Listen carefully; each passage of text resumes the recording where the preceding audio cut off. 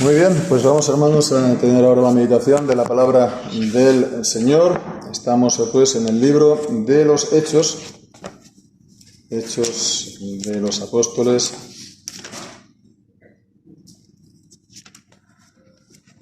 En el capítulo 4.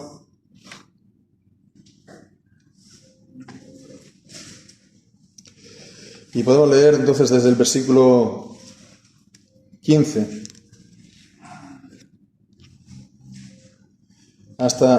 podemos leer hasta el final del capítulo.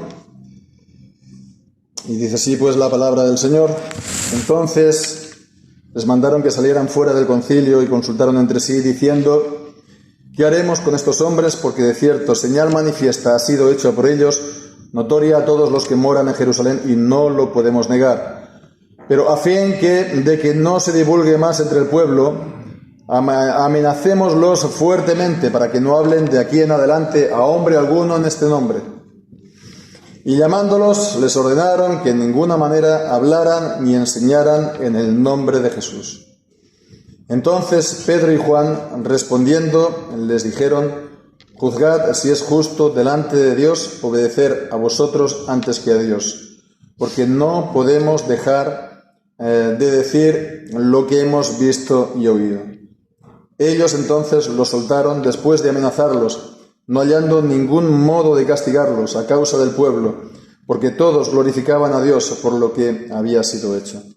Porque el hombre en quien se había hecho este milagro de sanidad tenía más de 40 años. Y una vez sueltos, vinieron a los suyos y contaron todo lo que los principales sacerdotes y los ancianos les habían dicho. Y ellos, cuando lo oyeron, alzaron unánimes la voz a Dios y dijeron: Señor, tú eres el Dios que hiciste el cielo y la tierra y el mar y todo lo que en ellos hay. Que por boca de David tu siervo dijiste: ¿por qué se amotinan las gentes y los pueblos piensan cosas vanas? Se levantaron los reyes de la tierra y los príncipes se juntaron en uno contra el Señor y contra su Cristo. Porque verdaderamente se juntaron en esta ciudad contra tu santo Hijo Jesús, a quien ungiste, Herodes y Poncio Pilato, con los gentiles y los pueblos de Israel, para hacer lo que tu mano y tu consejo habían antes determinado que había de suceder. Y ahora, Señor, mira sus amenazas y concede a tus siervos que con todo denuedo hablen tu palabra, mientras extiendes tu mano para que se hagan sanidades y señales y prodigios en el nombre de tu santo Hijo Jesús. Y cuando hubieron orado, el lugar en que estaban congregados tembló, y todos fueron llenos del Espíritu Santo, y hablaron la palabra de Dios con denuedo. Hasta aquí. El Señor pues bendiga su santa palabra. Pues estuvimos la última vez viendo este pasaje, cómo pues los principales sacerdotes, los dirigentes de los judíos, pues habían, digamos, llamado a declarar, por así decirlo, a Pedro y a los apóstoles para, como vemos, ordenarles, ¿no?, que dejen de predicar. Y decíamos que esto era un endurecimiento del corazón de ellos porque, vemos, lo hicieron completamente a sabiendas.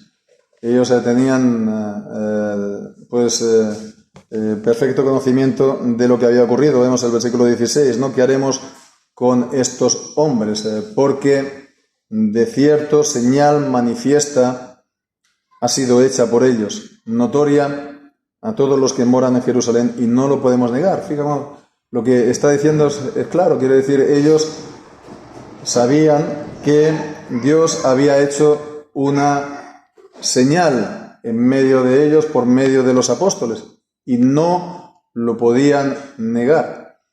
Y bueno, pues que Dios haya hecho esa señal era prueba, por lo tanto, de que Dios estaba con ellos, de que no eran entonces impíos o no eran entonces heréticos o sectarios, ¿no?, como ellos podrían pensar, que el nombre que ellos predicaban, Jesús, no era el nombre de un impostor, sino verdaderamente estaba Dios confirmando el nombre de Jesús. y entonces estaba confirmando también a los apóstoles como servidores suyos.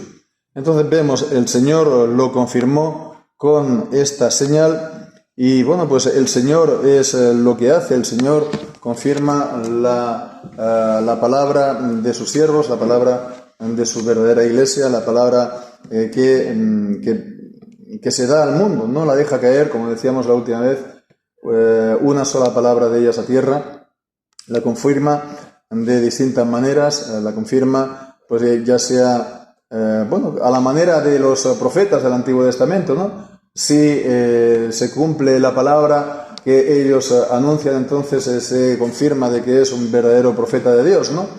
Entonces, confirmándola externamente, pues por el cumplimiento de lo que dicen, o pues por una manifestación gloriosa de su poder, como es aquí en este caso.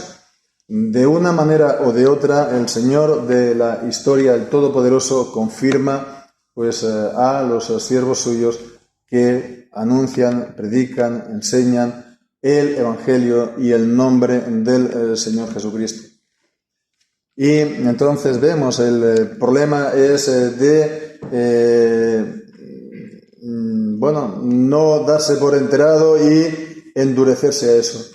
Saber que Dios está confirmando esa obra y decir, no lo podemos negar, pero tampoco lo vamos a aceptar.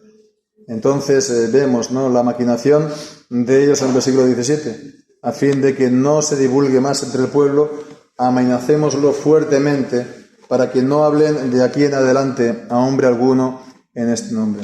Este fue el principio de la oposición de los judíos a los apóstoles y al Evangelio en el libro de los Hechos.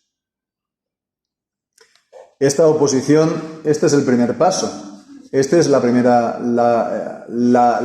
vez que se da y vemos, es una amenaza, ¿no? Y dice amenazar fuertemente. Es un primer paso. Aquí la sangre, como se dice, no llegó al río. Pero bueno, después vamos leyendo en el libro de los Hechos y vemos que va a más y va a más.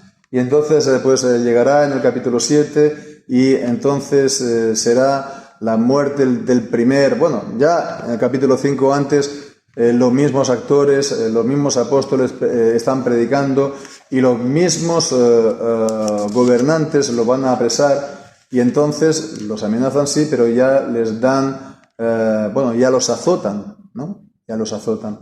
En el capítulo 7, vemos, no mucho más allá, pues ya está el primer mártir cristiano. Están las persecuciones del capítulo 8, del capítulo 9.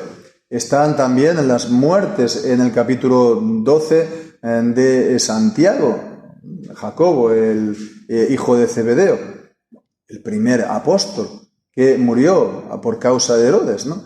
Vemos las oposiciones de los judíos pues al apóstol Pablo. Ya en el capítulo 13, en el capítulo 14, los están persiguiendo allí donde iba, boicoteando o alterando a los judíos y al pueblo en contra del apóstol Pablo. O sea, quiero decir que, por no resumirlo ya y hacerlo breve, ya en el capítulo 20-21, cuando apresan a Pablo, que lo querían linchar a la puerta del templo, ¿no? Y le querían hacer celadas también para acabar con su vida, ¿no? De manera que él tuvo que apelar al César. Entonces quiere decir que los gobernadores mantuvieron su palabra. Los impíos vemos que cuando se endurecen a no mediar un milagro, pues como el faraón se van a ir endureciendo más y más. Y realmente le amenazaron fuertemente y sí, ciertamente cumplieron su palabra. Pero vemos la importancia de no amedrentarse ni retroceder, dice versículo 19, juzgad si es justo delante de Dios, obedecer a vosotros antes que Dios. Y los cristianos, por supuesto, tenemos que obedecer a los gobernantes, a las autoridades, por causa de la palabra de Dios, por causa de la conciencia, nos dice Romanos capítulo 13, y eso incluso si son autoridades impías, ¿no? Es decir, que no hemos de esperar a que sean cristianos para empezar a obedecerlos, ¿no? Porque si fuera así, no tendríamos seguramente que obedecer a ningún gobernante, ni cumplir ninguna de sus leyes. Los cristianos, nos dice la palabra de Dios, Romanos 13, en primera de Pedro capítulo 2, en distintos lugares, hemos de obedecer a las autoridades, hemos de obedecer a los gobernantes y sus leyes, hemos de honrarlos incluso como pues a superiores, como a ministros de Dios en el gobierno secular, ¿no? Pero vemos que su obediencia no es absoluta. Cuando sus órdenes y sus mandamientos entran en conflicto directamente con Dios, pues entonces no tenemos que obedecerlos. No es excusa, digamos, toda la enseñanza que hemos visto. Esa enseñanza es en general si lo que ellos ordenan no va en contra de Dios y no lo deshonra. Pero vemos, como dice el versículo 19, no es justo obedecer a los hombres antes que Dios. Eso no es justicia. De eso se desprende que la verdadera justicia es siempre la obediencia a Dios. Allí cuando los gobernantes, naturalmente, que no sean cristianos, pero por la razón, por la circunstancia, lo que sea, están ordenando algo que es conforme o no atenta contra la palabra de Dios, es justicia. Justicia humana, justicia civil, más o menos, ¿no? Pero la justicia, no hay ninguna justicia en contra de los mandamientos del Señor. No es justo, ¿no? Es lo que podemos desprender entonces de este versículo 19. La verdadera justicia entonces se halla en cumplir y en obedecer los mandamientos de Dios antes que a los hombres, ¿no? Y también ya por último lo que leemos aquí en el versículo 20, ¿no? También no podemos dejar de decir lo que hemos visto y oído. Ellos eran apóstoles, esa era la función de los apóstoles, ¿no? Ser testigos de Jesucristo, desde el capítulo 1, ¿no?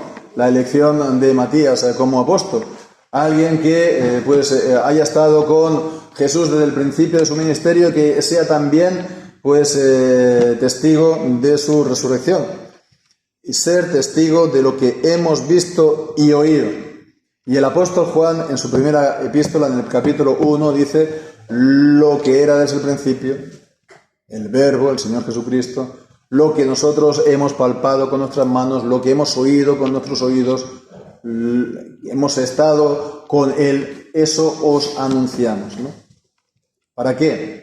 Para que tengáis comunión con nosotros, y nuestra comunión es verdaderamente con el Padre y con el Hijo.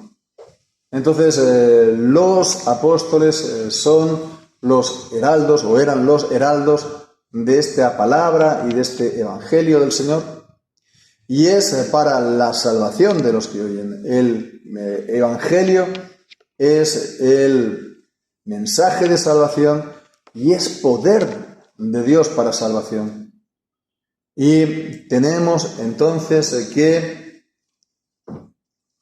pues eso, como dice aquí, no podemos dejar de decir lo que hemos visto y oído, porque Dios nos lo ha encomendado por una parte, porque es el honor y la gloria de Dios por otra.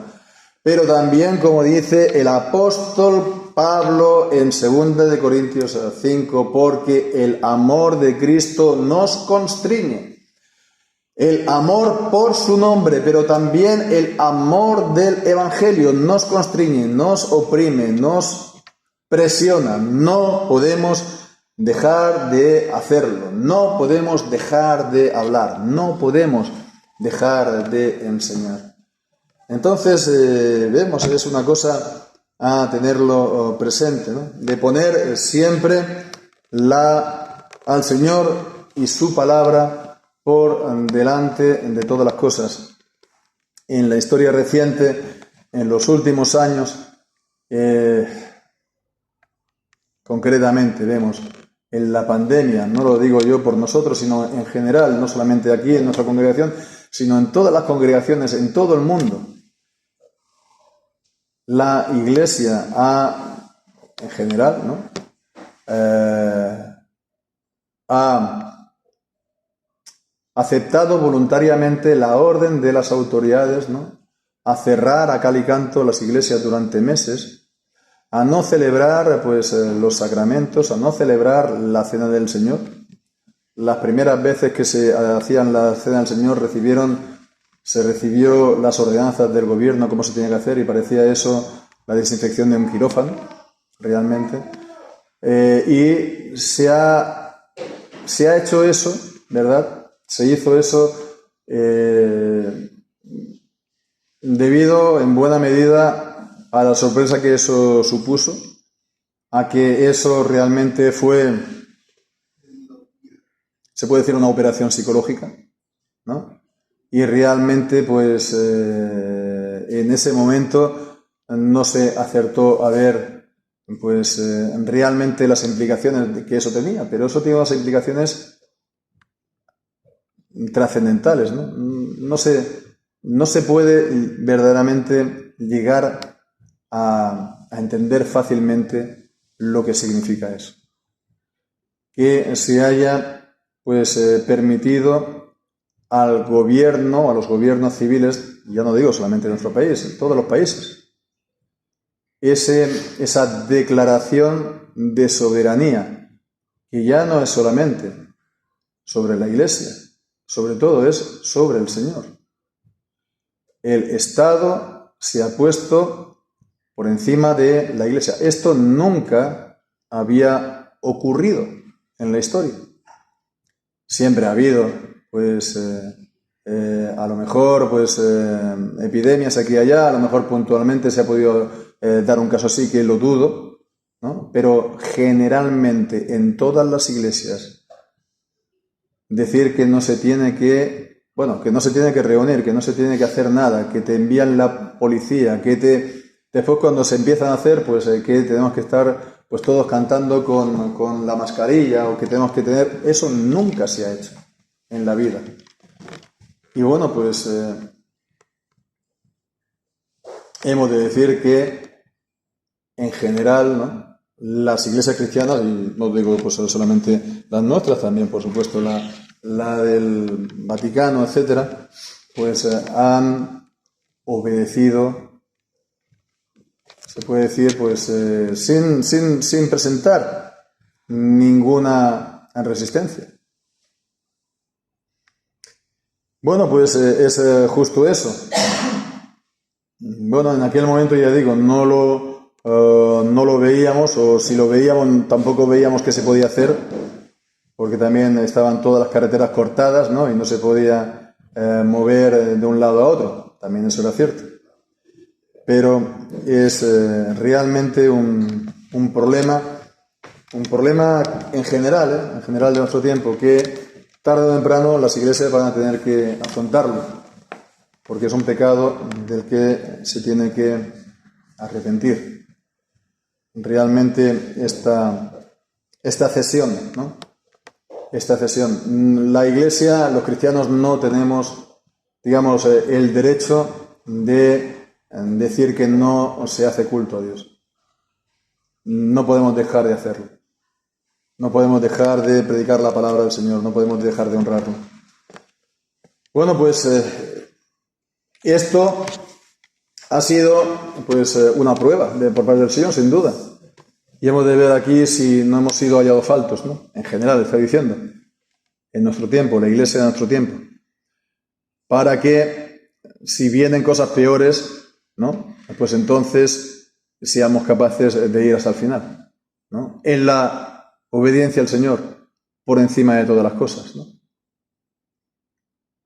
Porque esta misma amenaza, esta misma orden, se puede volver a repetir, ¿no? Entonces, es lo que se va a hacer, ¿no?